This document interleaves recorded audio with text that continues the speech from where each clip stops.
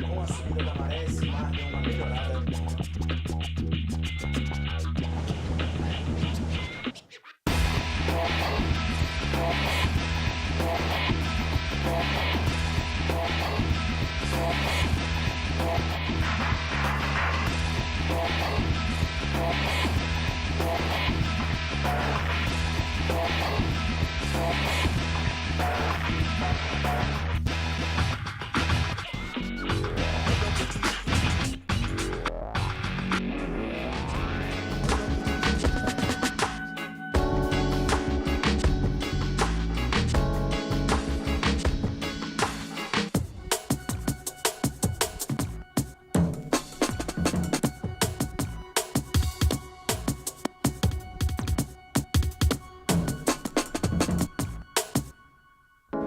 Peace. Peace. Peace and understanding.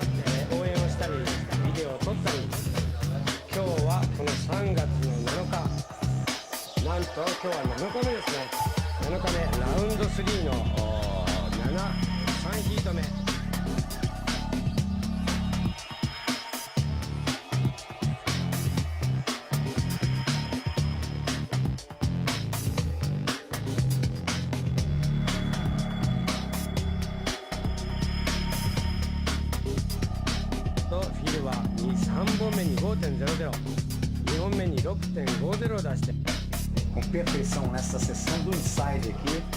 Ele agora acelera, vai fazer um floater ganhando a sessão, olha aí. Fundo de prancha no lip da onda, ganha a sessão, aterrissa com perfeição. Abre de novo para dar uma boa rasgada, chutando a rabeta no final do arco, seguida dessa batida bem forte. Mais uma rasgada.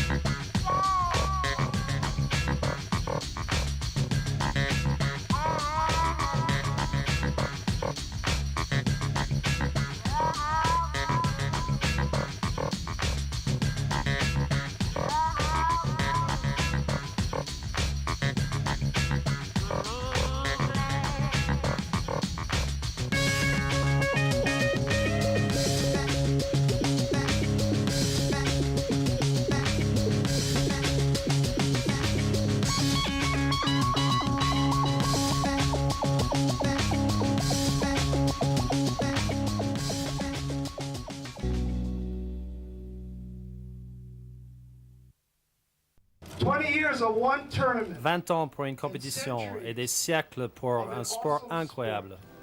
Il y a 20 ans, les gens savaient réellement qui c'était Eddie Aikau. Et cet événement a permis de perpétuer le souvenir et la légende de la vie d'Eddie Aikau. Ce n'est plus un événement seulement hawaïen, mais vraiment international. Et Quicksilver a vraiment de la chance d'y être associé.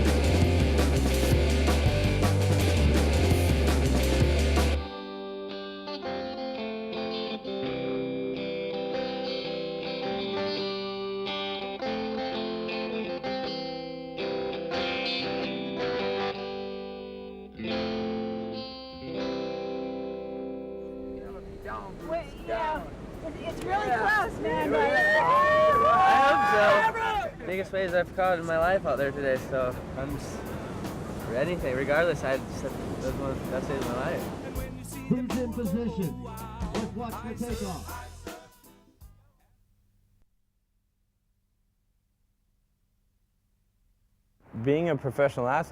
Un athlète professionnel connaît des hauts et des bas, des sommets et des creux, et c'est une vie remplie de ça vraiment.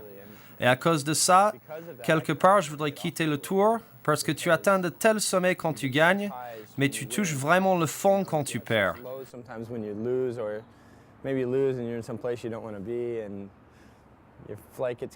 Disons que tu perds, tu es dans un endroit où tu n'as pas envie d'être. Ton vol est annulé, tu perds tes planches. Je ne sais pas, je sais pas. C'est peut-être aussi ce qu'il y a de mieux parce que tu gagnes tout cet argent, tu es devant une foule énorme. Il y a un côté très excitant à tout ça, tu sais. Mais derrière la façade, il y a le calme et le chaos. Il y a le bon et le mauvais.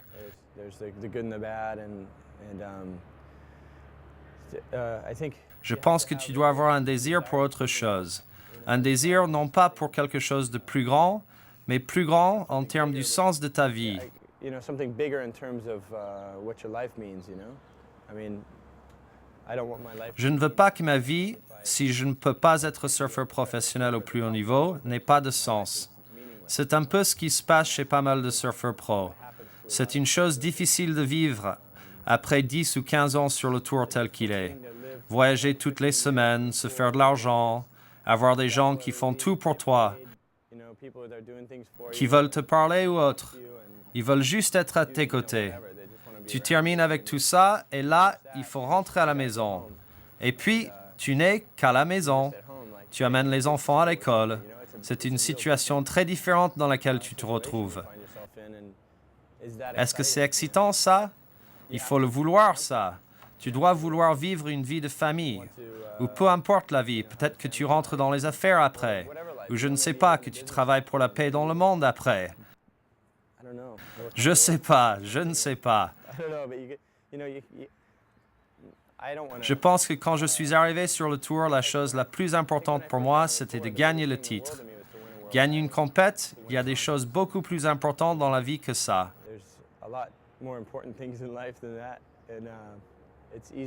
C'est facile à oublier, tu sais, quand je suis dans une situation comme celle dans laquelle je suis maintenant, étant sur le tour et bien placé, c'est facile à oublier qu'il y a des choses qui te font sentir bien mieux et qui sont bien plus importantes que ça. C'est une euphorie éphémère.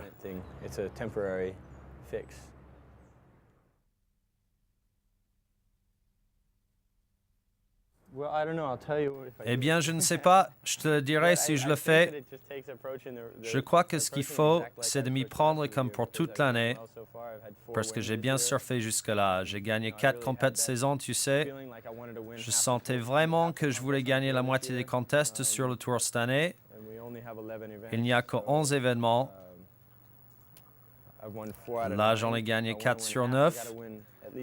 Alors, si je veux gagner la moitié, il faut que je gagne au moins le prochain. Donc, il faut que je l'aborde comme ça. Il y a cet état mental qu'il faut savoir trouver, où tu vois quelque chose, et il faut que tu ailles le chercher, tu sais, et il faut que je le fasse. Pendant cette compète, j'étais un peu dans l'état d'esprit, OK, si je gagne et Andy perd dans n'importe quelle série, alors là, je le tiens. Au lieu de me dire, je veux gagner ce contest.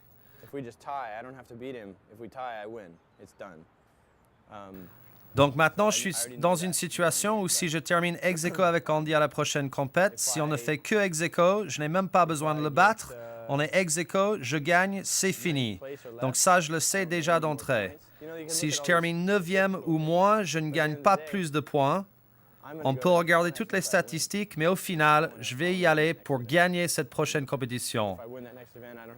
Tu sais, je veux gagner le prochain événement, et si je le gagne le prochain, je n'aurai plus à me soucier des chiffres ou à me soucier de quoi que ce soit. Je ne veux pas penser, j'ai besoin d'être 5e ou je dois être 3e. Ça n'a rien à voir avec ce que fait l'autre mec. Il ne s'agit que de moi. Je dois prendre sur moi-même, avoir cette confiance en moi, y croire. J'ai déjà très bien surfé cette année, alors pourquoi pas juste y aller et faire le petit plus.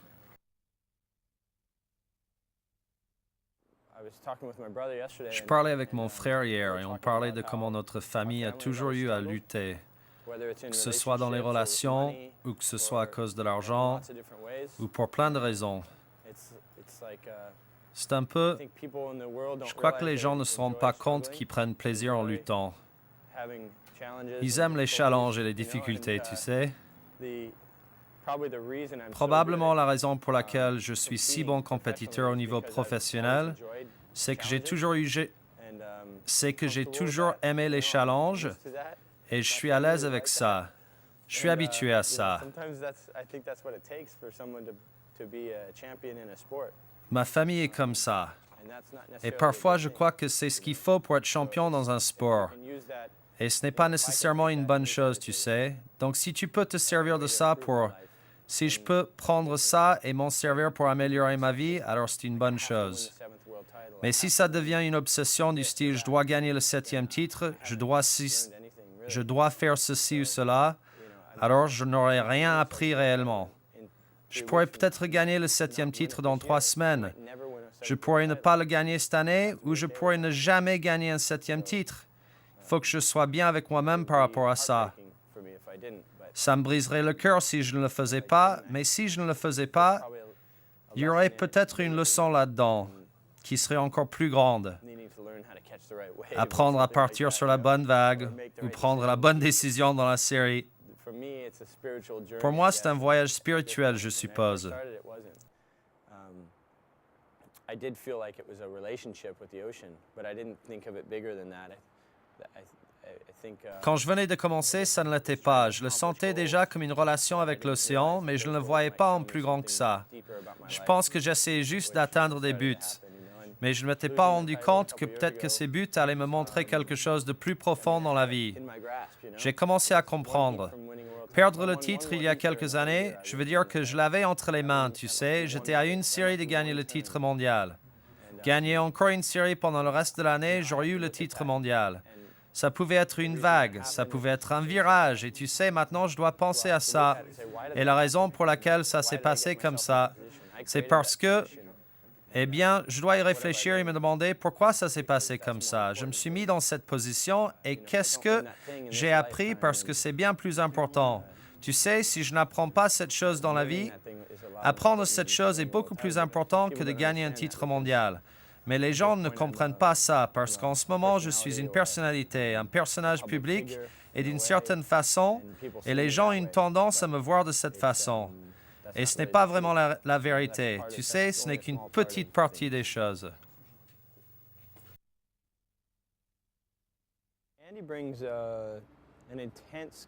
Andy amène un talent immense et compétitif et un surf incroyable au sport.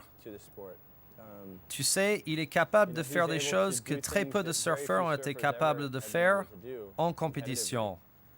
Il a un vrai don. Il peut être dans une situation où l'autre gars a une bonne vague dès le départ et tu pourrais te dire « Ah, c'est lui qui a le contrôle ». Puis tout d'un coup, l'autre gars a besoin d'une combinaison de vagues. Et Andy vient de prendre 2 vagues que l'autre n'a même pas regardées parce qu'il a un sens aigu, un bon feeling pour choisir ses vagues et comment les surfer, tu sais. Il est vraiment connecté avec l'océan et il sait exactement ce qu'il fait. Il y a une partie de moi qui ressent que c'est la personne que je recherche depuis le début de ma carrière. D'une certaine façon, parce que bien que je me suis déjà senti défié avant, je ne me suis jamais senti défié par quelqu'un régulièrement.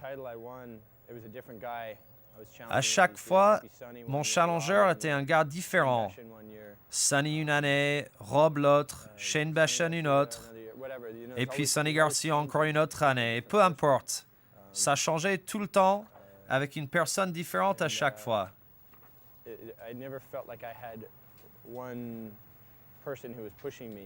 Je ne sentais jamais qu'il y avait une personne en particulier qui me poussait. Maintenant, tu sais, Andy et moi, nous avons quelque chose qui n'est pas... Nos relations ne sont probablement pas loin de ce qui se dit dans les médias. Il y a de l'amour et de la haine. Et tu sais, parfois on ne veut pas se parler, on ne veut pas se parler. Et des fois, nous, tu sais, on arrive à laisser ça de côté pour se rendre compte qu'il existe réellement un respect intense entre nous. La plupart du temps, on ne montre pas ça parce qu'on se bat dans l'eau et sur le tour, et ça fait partie de ce qui rend le sport si intéressant et incroyable.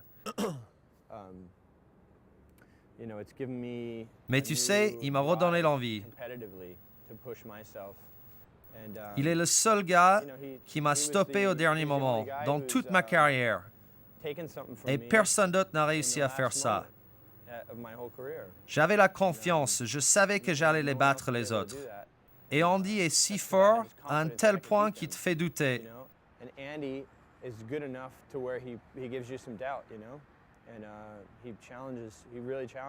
Il me lance un vrai défi, et bien que je ne sache pas si je vais refaire le tour l'année prochaine, il y a une partie de moi qui veut le faire, parce que je pense être le seul à pouvoir le battre. Je pense que je suis assez compétiteur pour pouvoir me pousser à un autre niveau, tu sais. Il fait sortir ça de moi. Mais je ne vois personne d'autre sur le tour qui soit assez compétiteur pour trouver ça en eux-mêmes. Il faudrait qu'ils aient un coup de chance incroyable parce que Fanning est incroyable, Taj est incroyable, Parko est incroyable. Mais ils n'ont pas ce côté compétiteur, tu sais. Mais moi, je l'ai, et Andy aussi. C'est la seule chose qui fait la différence entre nos scores et les scores des autres. Ce n'est pas le côté surf, c'est autre chose. C'est une pulsion interne à vouloir se tuer mutuellement. C'est à la fois super excitant et super effrayant. Je ne sais pas, tout le monde a sa façon de vivre. Tout ce que j'ai besoin de faire, je sais ce que je dois faire tous les jours. Je vais aller surfer, jouer de la musique et jouer au golf. Et c'est tout ce que je veux faire presque tous les jours. Et puis être entouré des gens que j'apprécie, ma famille et mes amis. Et c'est à peu près tout. Je n'ai pas vraiment besoin de... Je n'ai pas besoin de beaucoup plus que ça.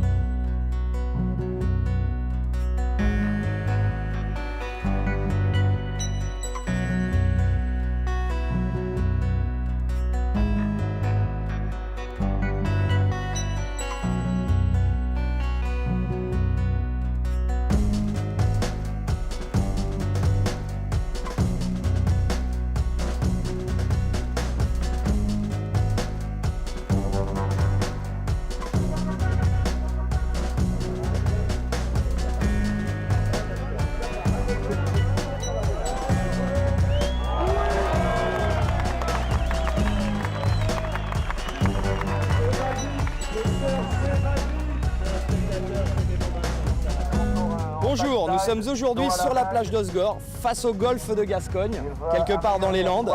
La fosse de Cap-Breton, un à-pic qui descend à moins 4000 mètres de profondeur.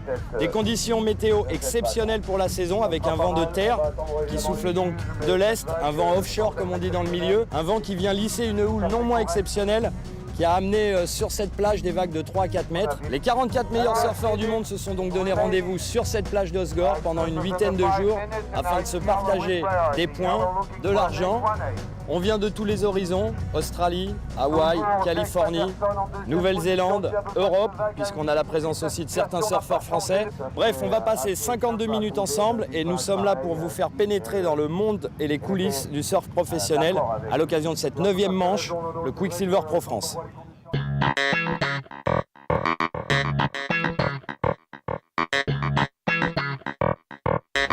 Vendredi 23 septembre 2005, la plage d'Osgore est en pleine effervescence alors que les 44 meilleurs surfeurs de la planète se préparent à en découdre. Ces types-là sont les meilleurs au monde. Et c'est pourquoi ils sont dans le top 44. Et pour en faire partie, alors qu'il n'y a que 44 places, il faut avoir un talent incroyable. Le décor est planté. Côté suspense, le scénario est lui bien ciselé. Kelly Slater, 6 fois champion du monde, peut remporter un 7e titre dès cette épreuve. Seul obstacle encore sur sa route, l'actuel détenteur du titre mondial, l'Hawaïen Andy Irons. Les vagues ont l'air super. Par où passe le surfeur? Andy, comment se fait-il qu'un champion du monde comme toi soit aussi cool, aussi accessible? Surtout avec des types comme nous qui n'arrêtent pas de te harceler. Ça me dérange pas, je trouve ça cool. C'est plutôt un compliment. C'est mieux que de n'intéresser personne. On va par là?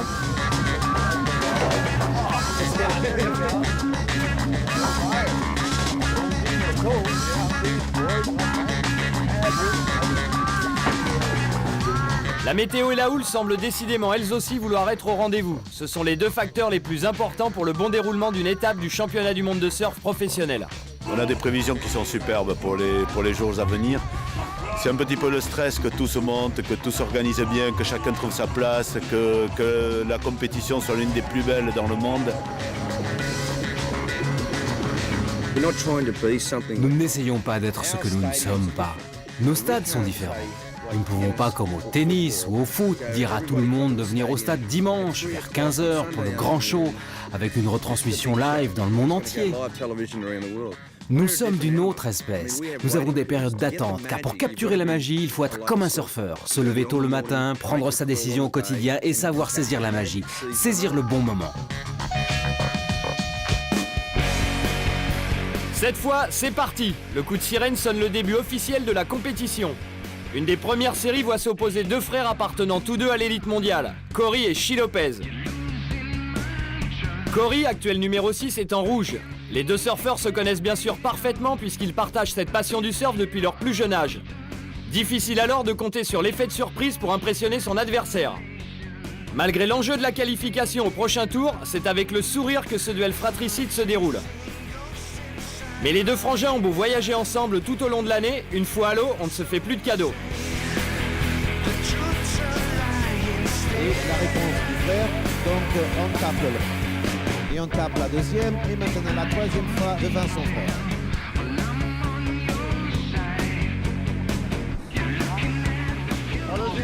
Comment on se sent quand on surfe contre son frère? C'est cool, on était juste tous les deux à l'eau. Il m'a battu à la rame vers la fin. Il n'y a plus d'amour fraternel.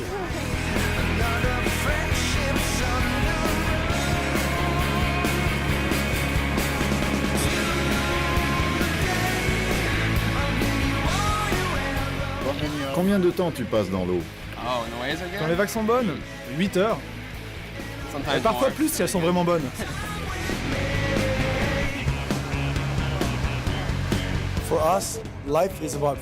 Pour nous, la vie, c'est la liberté. La liberté, c'est ce qui nous fait respirer, fonctionner. La liberté du surf, celle qui nous est offerte quand on va surfer. C'est une liberté spirituelle, personnelle. Est-ce que ça nous sort? Ouais! Paulo Moura, il nous sort de tout. Le sport des rois naturels de la Terre, ainsi que le décrivait l'aventurier Jack London lors d'un voyage dans le Pacifique, finit par se révéler comme bien plus qu'une simple activité sportive. Tous ceux et toutes celles qui ont eu la chance de goûter aux joies du surf d'ailleurs ont du mal à oublier cette expérience. Il y a beaucoup de célébrités de sportifs qui adorent le surf. On essaye de les faire parler de tennis, de leur sport, mais ils font que parler de surf. Le surf, c'est comme ça. Ça vous prend aux tripes. Et on n'a pas besoin d'être le meilleur surfeur au monde, on peut simplement participer en allant se mettre à l'eau, en adoptant le style de vie, en goûtant à cette culture. C'est vraiment spécial.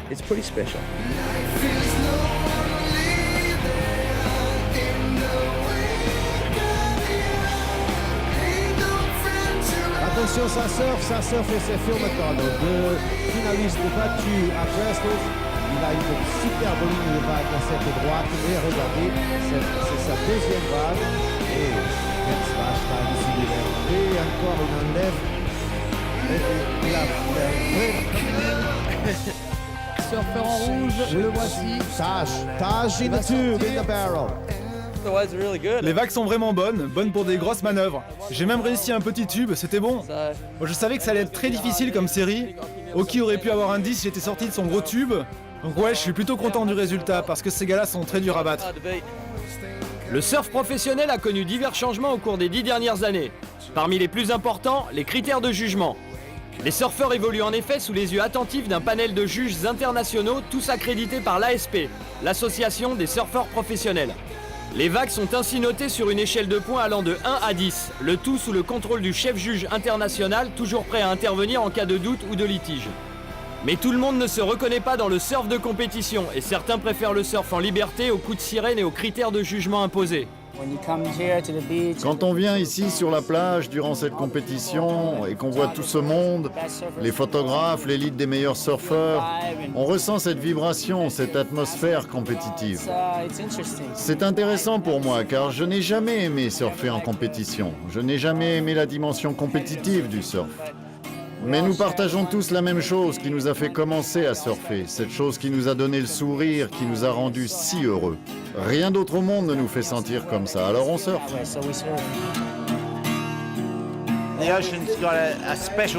L'océan a comme une vibration particulière. Je pense que c'est l'une des raisons pour laquelle tant de gens comparent le surf à une expérience religieuse. Se retrouver avec la nature, l'océan, ressentir ce lien. On n'a pas besoin de le dire avec des mots.